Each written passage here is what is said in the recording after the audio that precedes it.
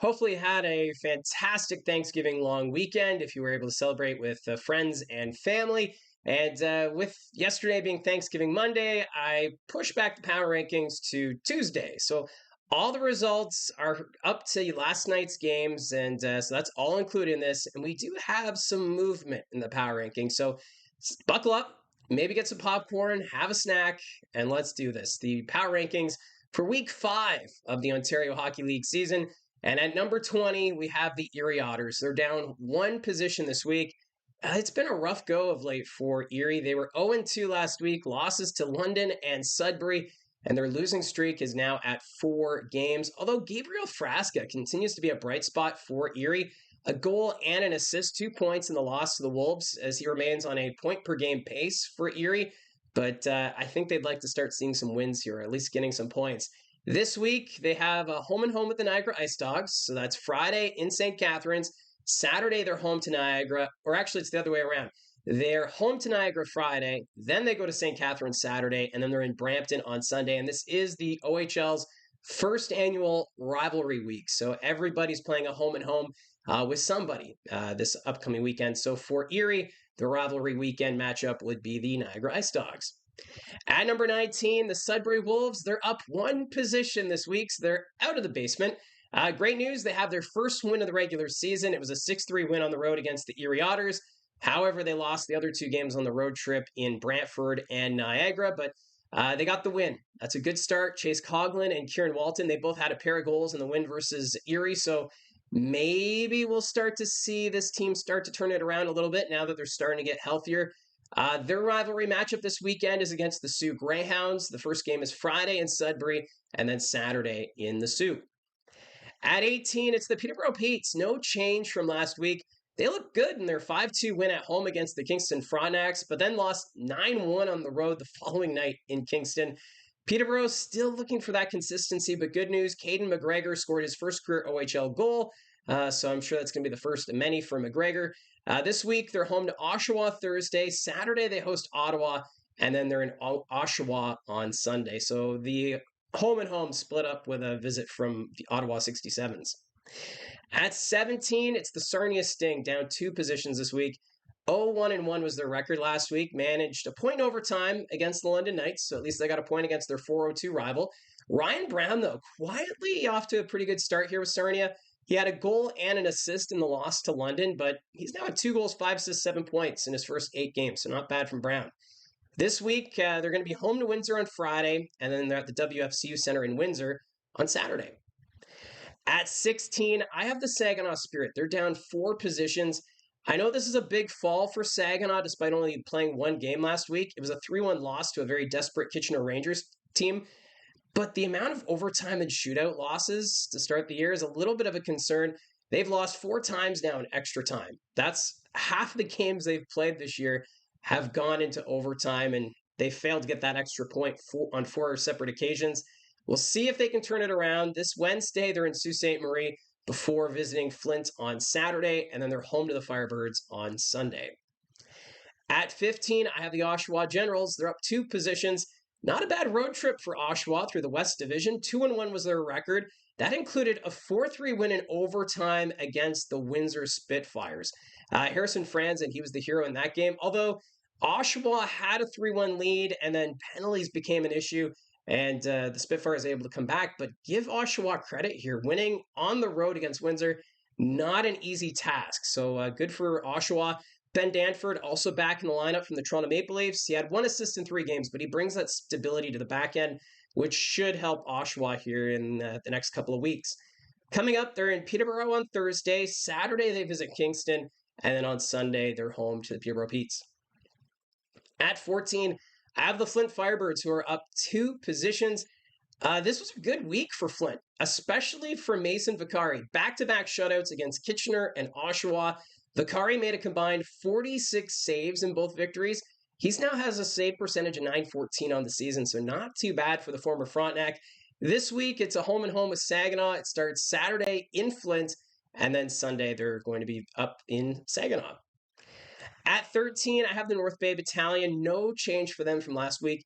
The troops started with a 5-2 win on the road against the Guelph Storm, a very good victory there. but then followed it up with back-to-back losses to the Owen Sound attack. Now, Owen Sound, one of the top teams right now in the OHL, so you can't take too much away from North Bay, although they did play a good game. Bronson Ride, a big game in the win against Guelph, 1 goal, 1 assist, 2 points. It was also a +4 in that hockey game, and not bad for being the only overager on this North Bay Battalion squad. This weekend, their rivalry matchup will be the Barrie Colts. They're in Barrie on Saturday, and they're home to the Colts on Sunday. At number 12, I have the Barrie Colts. They are down 3 positions. Consistency has been an issue to start the season for the Barrie Colts. It was also a big factor in the 2 losses last week to Ottawa and Brampton. This team, when they can get the forecheck going, they're getting the shots, they're getting the pressure, they look fantastic. But as soon as they sway away from their game, they're having a tough time getting it through the neutral zone. The Steelheads and 67s did a fantastic job just shutting down the neutral zone and putting more pressure on Ben Hrebeck at the other end. So once the Colts figure it out, we should see this team start to string some points together here. But right now, it's a learning curve that the Colts are going through. They're going to be in Owen Sound Wednesday night. Saturday, they're home to North Bay. And then Sunday, they visit the North Bay Battalion. Those 2 road games, you can catch the radio broadcast here on the channel from the Booth with Mike. So if you're a Colts fan and you haven't clicked subscribe already, you can be notified when the live stream goes up for both games in the Bayshore and at the Lanier Memorial Gardens in North Bay. At 11, I have the Guelph Storm. No change. The Storm nearly pulled off an upset victory in Windsor. They lost in overtime and then fell 5-2 to North Bay on the game after. Rookie Matt Pape, though, scored his first career OHL goal in the loss against the Spitfire, so we're seeing that depth scoring from the Guelph Storm. Still trying to figure out the squad, but things are looking okay. We'll see if they can start to put some wins together. Tuesday night, so tonight they're in Kitchener. Friday they're home to Owen Sound, and then Saturday they go to the Bayshore. At number 10, I have the Niagara Ice Dogs. They are up 4 positions this week. This is kind of a market correction for the power rankings. The Ice Dogs, 1-1 was their record last week, a loss to Brantford, and then a win over Sudbury. So it's kind of average, although Niagara is now 3 points up in the Central Division. So they've got top spot. They're 3 points ahead of Brampton, North Bay, and Barrie. So it's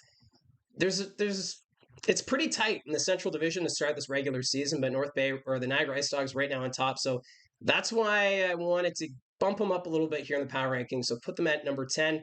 But we did see this all play out last year when they led the Central Division for most of the season and then, of course, fell flat in the second half. Obviously, this is a Niagara Ice Dogs team with a new coaching staff and with new direction. So obviously, they don't want to follow that same trajectory, but it's kind of in your back of your mind.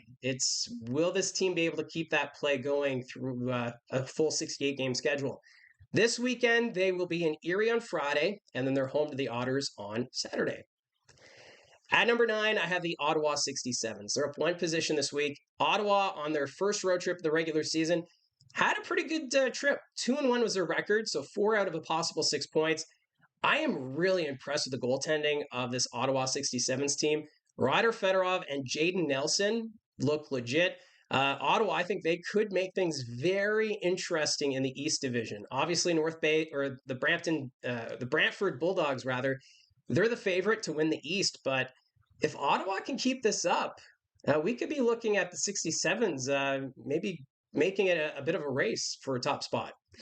This week, the 67s will be in Kingston Friday night. Saturday, they're in Peterborough. And then Sunday, they're home to Kingston. At number 8, I have the Brampton Steelheads. No change from last week. This is a very hard-working team. James Richmond has this team working quite well. They were 1-1 last week, nearly came back against Ottawa, and then pulled off the comeback victory on the road against the Barrie Colts. So not too bad. And Jakob Fibiger, he's been red hot. Points in all 5 games he's played in. 3 goals, 4 assists, 7 points. So this Brampton team continues to surprise many around the league. So this week, they're home to Brantford on Friday. Saturday, they're in Brantford, and then home to Erie on Sunday. So a big test coming up this week against the Brantford Bulldogs.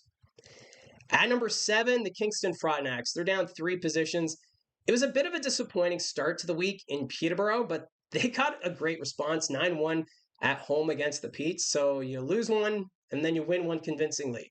Jacob Battaglia, 3 goals and an assist, while Tyler Hopkins, 2 goals, 2 assists in the win. So 4-point efforts from both Battaglia and Hopkins.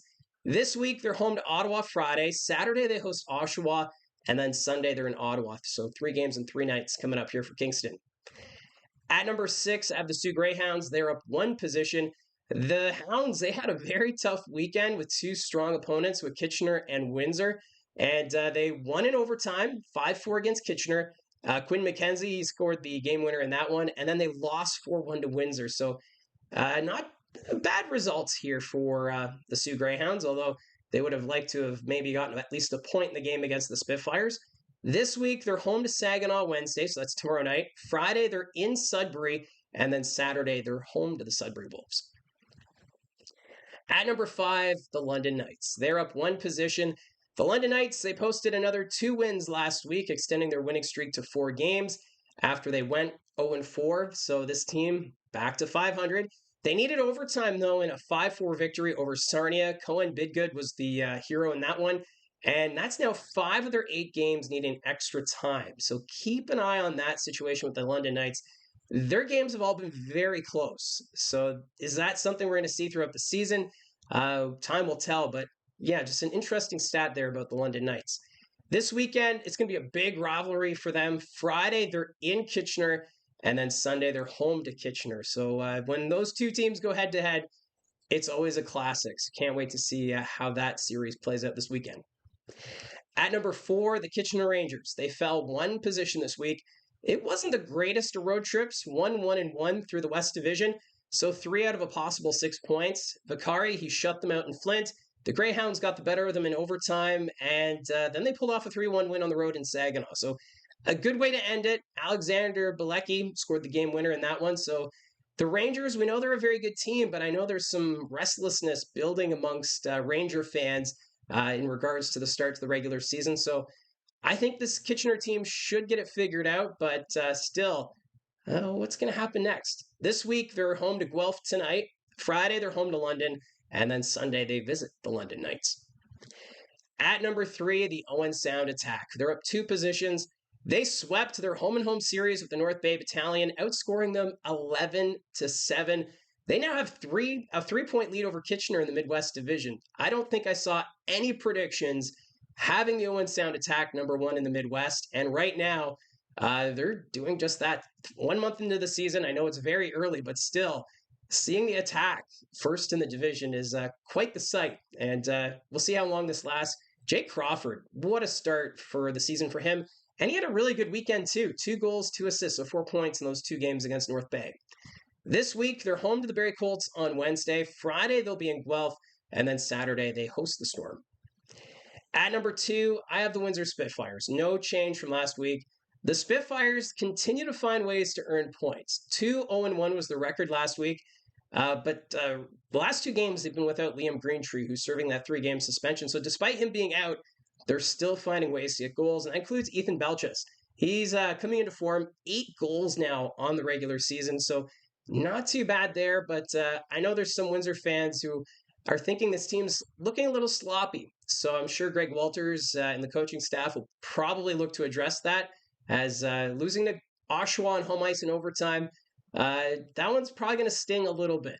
Although they did battle back, they took advantage of their chances, but still, they managed a point, which is big on Thanksgiving Monday. This week, the Spitfires will be in Sarnia on Friday, and then they're home to Sarnia on Saturday. So at number 1, it's the Brantford Bulldogs. No change from last week. The Bulldogs, they've now been number 1 for the last 4 weeks. They're the last team to not suffer a regulation loss. So the Bulldogs get the job done. They also defeated Ottawa, who are the last undefeated team. That was a big matchup in Brantford on Sunday. So this Bulldogs team, they continue to just hum like a finely tuned machine. Jake O'Brien, he had a 5-point game in the win against Ottawa, while Merrick Van Acker has now reached 8 goals after earning a hat trick in the win against Ottawa. So this is a very solid Brantford Bulldogs team, and we'll see how long they'll hold on to top spot here in the power rankings. Friday, they're in Brampton. So Brampton's been a very, very strong team of late. And then they're home to Brampton on Saturday. So the rivalry matchup will be between the Brantford Bulldogs and the Brampton Steelheads. So That's how I see it from the booth for this week's edition of the Power Rankings. Let me know in the comments section down below your thoughts as we go into rivalry week, the first ever OHL rivalry week. Every team's going to have a home and home partner. Can't wait to see how it all plays out. And let me know in the comments down below your thoughts on the Power Rankings and just the play of your team of late. Love the interactions. Don't forget to hit like and subscribe. Talk to you again soon.